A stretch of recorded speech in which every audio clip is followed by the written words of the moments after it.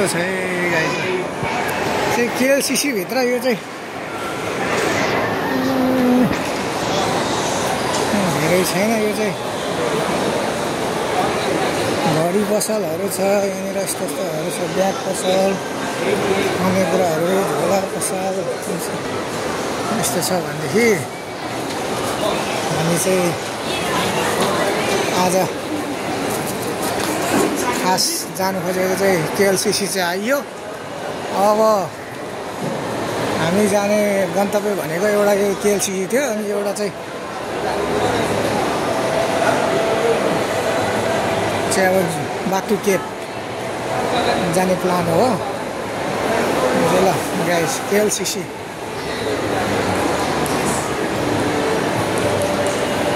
वाह कस्तो रमाइलो छ यति होला जाने नि जति घुमे पनि त्यही मान्छेसँग घुम्ने कहाँ यो हो त अनि यो अर्कै हो नि यो आउने ठाउँमै होइन यो